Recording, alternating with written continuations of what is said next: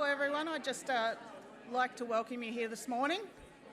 My name's Alandi Durling. I work with Landcare Australia in the Partnerships and Grants team and formerly a Landcare facilitator in Victoria, and I'm actually still based in Northeast Victoria, but it's been lovely meeting a lot of people here from all over the country. So look, I'd just like to welcome everyone and hope you're enjoying the conference so far and look forward to another day and a half of what we have planned. So I'm just going to start by introducing our first presenter for today, which is Trevor Meldrum and Andrew Williams, and they're presenting on blending tradition and technology, so using Indigenous-Led pest and weed management for a resilient future. So I'd like to give you a round of applause and we'll bring them up on stage.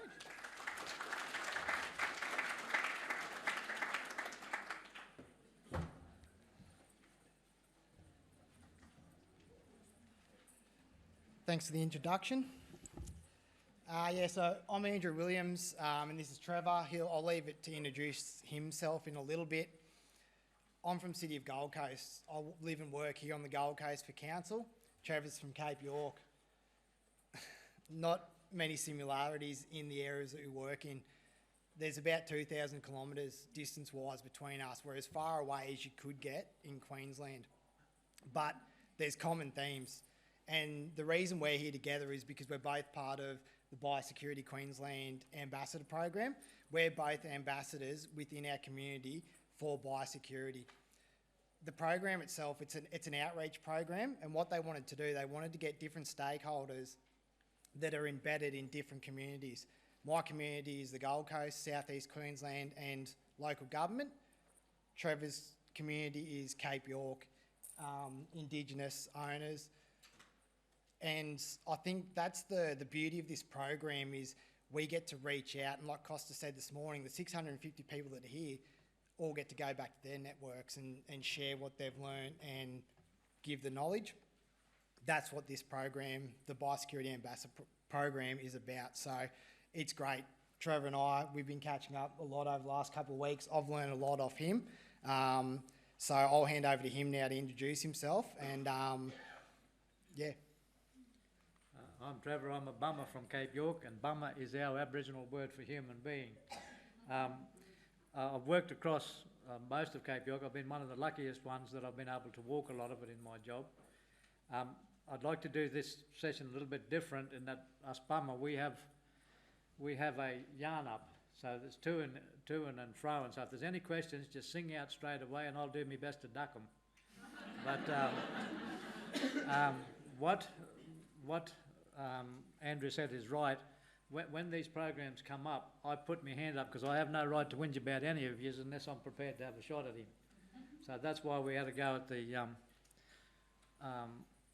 ambassadorship. Also, I'm a director for the Queensland Water and Land Carers, and I thought to myself, well, if I'm going to be a pain in the ring to somebody, I might as well be to the government. So anyway. But I run a not-for-profit Indigenous group, and all our employees, we work across. We have a lot of issues the same as you down here, feral pigs. We have invasive species such as pond apple and things like that. And I'd like to start off with a positive story. In 1993, we had a program with getting rid of pond apple. Pond apple is an invasive tree that takes over our mangroves, our waterways, our grassy beds for our dugong and our turtles. And there was a 90 kilometre section of land area that we decided to do some work in, and we had funding from the NHT, Natural Heritage Trust. Anyway, we got in and we started doing it, and the first week that I was there I put the axe through the side of my foot, so I thought I should have given up invasive species control then. I should have went back to the office, but I didn't. But we've had a 30 odd year I guess you call it a romance with the country, and the fact that we got rid of the pond apple, which is an invasive species that was brought in as grafting stock for custard apple. Anyhow, the areas that previously had no turtles, no dugong and no wildlife like that have come back, and in 2019 I was lucky enough to come back from a trip out on homelands and come back to where the old nursery was for our dugong, and I've seen it with my own eyes. And even the hair stands up on the back of my head even now, that we've seen a dugong and her calf in the nursery area. So the point being is that we've had a terrific amount of work that's done, but it can be done if it is maintained over the years. And that's what we're on about with our homelands in our restoration. So anyway, is there any questions that anyone wants to ask before I start? How's the foot? Is it better? Eh? How's your foot? Is it better? Well, I don't know. I'm still waiting to get the stitches out. Trevor's, he showed me a few scars this morning from horse bites and all sorts of things, so I think he's been in the wars. Mate, tell us a bit more about Cape York Weeds and Feral Animal and who you are and what you do. We formed back in 2013 because we knew that the government money was running out, and us Bummer wanted to be a part of the solution, not the problem. So we sort of learned to run on nothing. You learn to live on the smell of an oily rag, so to speak. But we do a lot of Indigenous employment to get people out on country and working in amongst the environment, of which a lot, because we have a lot of Aboriginal missions, I should say, and Torres Strait Islanders, a lot of them don't have the chance, and there's nothing better than to get back out on country and get your feet dirty, sort of thing. So that's a bit about what we do, but we do also work with the Aboriginal or the Indigenous Advancement Strategy, trying to get our country looked after, because Cape York is largely forgotten about. The biggest problem that we have is that everybody thinks the world stops at Townsville. And trying to convince people that Cape York, they keep telling you, oh, but Cape York's beautiful. It is, well, of course it is, and it's pristine, but it's not. We still have over 150 years of human impact. And I would have thought that our message out there, because we have a shared border with New Guinea, that's why I put my hand up as a biosecurity ambassador, because the threats are very real, and we have a lot of cross-cultural stuff with our islanders and with the New Guineans, and the diseases that can come into the country are right there. And the biggest challenge for us is to make people realise that Cape York is a part of Australia. We are not a separate country. So that's pretty much where I'm from. Yeah.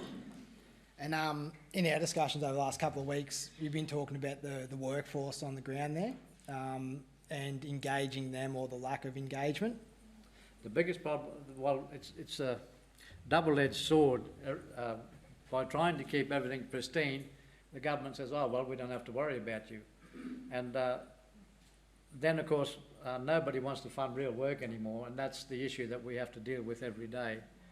We don't have a huge economy like you have down here with tourism and whatever. Tourism is our biggest economy, actually. But because the government, we are seen to be the conscience of Queensland, I guess, and the fact that they are locking a lot of our country up, but we have not got the resources to deal with that. So that's my word, is trying to get the word so that we can get some resources on the ground to at least have a go at looking after our country. Now, some of our land that was productive and well looked after by pastoralists, by Indigenous cattlemen and whatever, have been locked up, and they become a fireball every year. So that's the stuff that we're dealing with in real time. But having said that, we do have a lot of producers now that have come in and worked with us as Indigenous people, and we have a lot of horticultural in some of our red soil areas, where the pastoralists, are the producers, I should say, are working in with us because they want their country to be able to be carried on for generations as well. And some of the farmers that we got, they're up to 6 generations since 1873 or whatever the case may be. So that's where, instead of doing what the rest of the country does and fight over money, we've decided to work together. We don't have to fight over money at all because we got none. It's as simple as that. Hey, Trevor, Yep. do any of the farmers up there pay you and your team to go and do the weeds on their properties? Is that part of your business? We do a little bit of private work, but most farmers are flat out putting the feed on the table, let alone worrying about weeds and feral animals. It's one of those things where I'm trying to get across to the powers that be that they should be leading by example, because we have a lot of state land that's neglected. So how can you expect producers to conform when they're not? Why should I have to do it? You government people don't. Is there any government enforcement of farmers that just let their weeds and feral animals go? Or Well- is that just something that never happens? Well, I can guarantee you I don't, because I don't want a red dot on my forehead. I Yeah. guarantee you that. Yeah. But yeah, it's a double-edged sword with that. I think one of the reasons that we tried to bridge the gap there was that we want people to work together and get along with each other, and the only way you can do that is lead by example. You know. Do you get any support from Cape York Partnership at all? Not really. When we were asked to register with ORIC and stuff like that, but my board, I mean, if they got any blacker, they'd be purple. But my board have decided to go down the mainstream way because we wanted to fit in with the rest of the country. So we do liaise with people, and we provide a fair bit of training and stuff like that. But we try and do it the mainstream way, so that why should we be any different from else people? Yeah. Trevor, my question was going to be around partnering or funding from, I know there's private conservation in Cape York, but also Rio, like mining interests in the west. Well, you might have opened a can of worms with Rio Tinto. Well, I know there's a lot of weed, gamba grass. And Yes, medina I'm and well all aware of that. Yeah, and I've had several conversations with Rio Tinto, with a couple of the, I don't know how I'll describe them, environmental officers. Their approach was they wanted to do it ad hoc. There was no proper pest management planning or anything like that. Rio Tinto has got a huge problem there, and I'm well aware of it. And it comes from past, like, regen that they were doing. Well, they had environmental officers. Their solution to those problems was to bulldoze everything. Instead of getting in and walking the country and actually spraying or spot spraying and trying to protect the natural or the native stuff that is there, we'll just bulldoze everything. That was their attitude. So that's, we're trying to change that. But once again, we have a lot of that fly in, fly out mentality, where us people that are from that country, we're left with the mess at the end of the day. But having said that, you also have some positive stuff in there where you've got some of the conservation people that actually want to work and utilise the local bummer that are there. But that's few and far between, and we'd like to encourage some more, because the positive outcomes are there, as I just said about our dugong and stuff like that. So, yeah. Just on gamba grass, do you want to tell everyone what you told me this morning What was that? about the roadside? The gamba on the roadside? What about it? Oh, don't worry. Move past on. Yeah, so collaboration, just want to talk a little bit more about collaboration. You touched on there needs to be more of it. What would you suggest? The biggest, and well, you got me started now. One of the biggest problems that we have, everybody says to you, you know, you're chasing money. Not necessarily. I've also had government, not only government, but Rio Tinto was a good one. They said, oh, you just want more money. 9 times out of 10, we don't need or we don't want more money. We want to stop the waste. We have, state and federal government can have a tendency to be a little bit lazy in the fact that they will give money to the big NRM groups and stuff like that, but by the time it gets to the ground, out of $1 million, we get $10 on the ground. It's not necessarily about more money, it's about using the money wisely and getting it to the people that are there so that we can reinvest in our economy. Because us bummer live there, we're not going to go anywhere. If we've got a decent wage and something where we can work it, that money goes back into buying tyres or buying food or whatever the case may be. And that's what we're talking about across the whole community, and we can do it with bugger all. It's just the way we operate, because we share everything. Righto. This is where it gets interesting. If you're the king of biosecurity, which I think you are up there. Father who? Yeah. If you were the king of biosecurity, what would be your first royal order for Cape York? Off with their head. I think either that or get me extremely drunk, one of the two. Now, one of the things that I would like people to be is just open their eyes up. You know, we've got a lot of very special country, and once it gets it in your blood, you can't get it out. But just open your eyes up, and if you see something that's not right, it generally isn't, and just let us know, or let somebody know that about your concerns. And we're not going to stop people from travelling, but what we can do is try and limit the spread of our invasive species all the way through. We also would like visitors to come and actually look at the country, not just go to the places that you know, where you buy a postcard from, pretty much. So that's, yeah, I guess. Yep.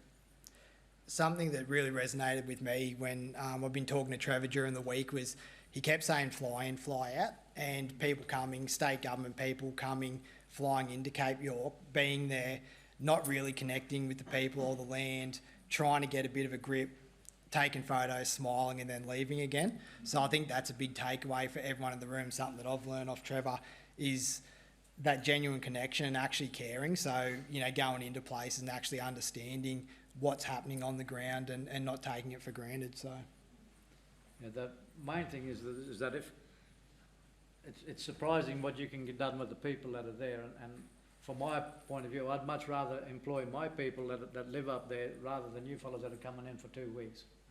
You know, and that's not being nasty. It's just that it's about caring for our own people and then sharing that through. That's all. But yeah. you jumped ahead there about the dugong, but do you want to talk about that project a little bit more, how it started? And Well, it started because there was a lady from the herbarium said, because our traditional people always thought that pond apple might have been a native tree, because it's been there ever since we remember.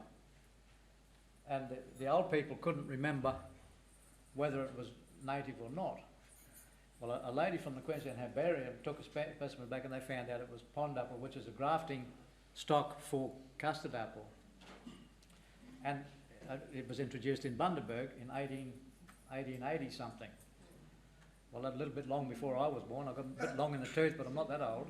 But, so it gradually colonised all the waterways from Bundaberg right through. Now it's over on as far as Weipa on the western side of Cape York. But it was taking up all the little freshwater soaks because it is actually a tree. It's not a mangrove, and it's not a coastal or a pioneer species. But you get 40-foot trees, and the fruit are very, very similar to a custard apple or a bullock's heart, except they're a little bit drier, and pigs love them. And we can thank Captain Cook for the pigs, actually. He introduced them up there into Australia as well. But there was a project decided that we were going to do something about it. At least where we were in Gungard, which is Cooktown, our native word for Cooktown, there was a big nursery for dugong up in Leprosy Creek, which is incidentally where they had the leper colony in the 1800s. But there was a dugong, which is one of our sea people's totems, and there was also the saltwater turtles rather, the big green fellas.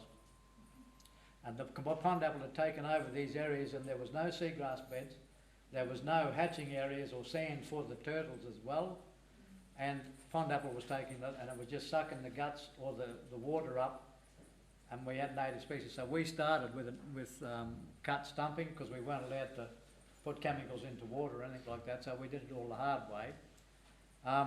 And then we managed to get it down, and gradually over time the seagrass beds, the sand returned to what it was. And as I said, it was a very special time for me in 2019 when I actually seen a dugong and her calf in the calving area, and that was the first time that they had seen anything since the early 70s, because the dugong just moved further up the coast where the seagrass beds weren't affected. And we just had another good news story there just after Cyclone Jasper. It ruined a lot of our Annan country, and you know, they had 3 or 4 foot thick silt on our seagrass beds. But I did notice in some of my areas that when I went back this year to keep working on my pond apple, that some of the seagrass had started to push through the silt, and it was re-establishing, so that of course the dugongs were back.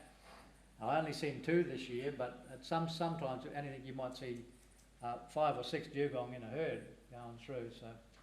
Do the dugongs eat the pond apple? No, no, it tends to choke them, and it's little bit too sour. But they'll eat the figs, the mangrove fruit and stuff like that, but mainly they're a grazer, and that's why we call them sea cows. They're not bad chewing either if you're Trevor, how do you deal with OH&S when you've got crocodiles in the environment? I run a team down in Victoria, and our biggest risks are falling over. And maybe there might be a redback spider underneath a brick or something that might get them, but you're in a different environment up there. Do you guys just carry a pistol or something? Or no, we just find somebody we don't like and send them along first. But we used to have one thing about this job, and for us bummer, it makes you very aware of where you are, because as you know, we don't like snakes, and I can tell you what, if you want to clear the room quick, just put a snake in, we'll be gone. Yeah. How do you deal with the pond apple? What kind of methods do you use to remove them? There's two ways. There's either basil barking if it's not in the water area, which is diesel and access mix, which you basil bark from the knee down, and the other one is cut stump. We used to have one fella cutting with an axe and the other fella painting behind you with Roundup, because that's the only one that's registered for water. But it's hard work, but it's not as destructive as wholesale spraying, because when those trees get up over 2 to 3 metres, it doesn't matter what spraying you do, it'll burn the outside and they'll shoot from the bottom. Trees are very good survivors. And especially the introduced ones. They take over more than anything else. But that's not the only issue we have. The piggy pigs and the wild cattle and horses are also a problem for us, because we've got wetlands that I remember were thigh deep when we were young fellas. Now they're ankle deep because of the compaction and the silting up of the soils. Once again, a lot of that land has been locked up and the resources are not there to manage it. So that's what I would like. Anyone's got $2 or $3 million, give it to me right now. Yeah. I don't have 2 or 3 million, but I was just wondering, do you have any fire regimes that might be part of the We do, and that's where we listen to our country with our cultural connections. It's not all about Western science. Western science can complement. Sometimes it's a matter of talking to our ancestors, and they will tell you when we can burn and when we can't. Like, for instance, some of our areas need a proper hot fire once every 5 or 6 years to get rid of the invasive species, but to bring the native species back. The other thing is, we had a scientist try to tell us that they didn't know why there was no coral bleaching on our country, but it was further south. I said it's because we asked our ancestors for help, and one of the boatmen from Port Douglas, he said, Trevor's right. He said we had more cloud coverage than you had. It's a matter of fact of asking our ancestors and talking to our elders to ask for permission, and they will help. And that's how people dismiss a lot of that, but we don't, because it's part of us. So yeah. Is there much conflict between different groups, different tribes and groups up there? And does that affect your output and the productivity of what you guys do? Yes, we do have a lot of politics. Blackfella politics is a bit more brutal, let me say. But we, with our weeds and feral animals and the stuff that we do, we take the politics out of it. And that's the only way that we have a different mob working together. It's a matter of taking the politics out, and of course, if you want to be political, we'll go down to Canberra, stay there, leave us alone. So, but we've had our failures too, but a lot of people dwell on that failure. I try not to, because there is good work being done as well, and especially for Bummer, The biggest problem that we have is that with the outside and the funding stuff in Cape York, it's done by outside people, and we call them shiny rings. So Trevor, you mentioned the common and feral pigs, and we know the destructive nature. We often see what happens in national parks where they are, and I know Cape York has a lot of national parks as well as farmland. Would ecotourism and commercial shooting be beneficial to bringing dollar into Cape York as well as getting rid of a problem? They did try that up at Strathmay. Yeah. with the doctors from, mob from Sydney had it, it wasn't real successful because they ended up, I think one of them, just with the tourism coming in, I think somebody ended up shot. Oh, So that's a problem. But they are partnerships that could be explored if people do things the right way. The trouble is a lot of it's ad hoc and you don't know who's where and what's doing who. okay, and so obviously permitting, licensing but is the meat viable? They tried a box at Lakeland about 25 years ago and it just didn't work. The tyranny of distance is a big problem for us. Oh, right, because they're not having abattoirs and That's things right. like that to process it, so. Whereas years ago we used to have the boat that comes in. Now that they've pushed us onto this great road system, we've gone backwards 20 years. So yeah. So really it's how to manage a invasive pest, but having a commercial dollar to drive the eradication, and that's the big problem. Yeah, well, as they say, money talks and bullshit walks, eh? We'll have to wrap it up there, guys. But yeah, if you want to come grab Trevor, he's always happy for a chat.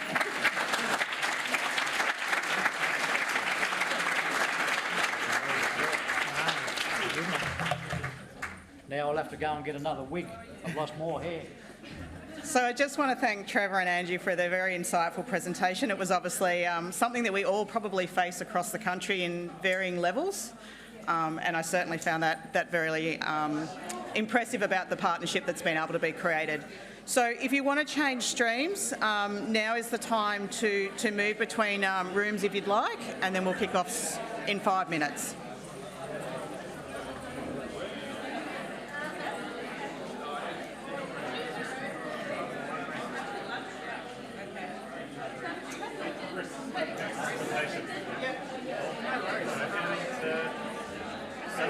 No, this should just pretty well run through.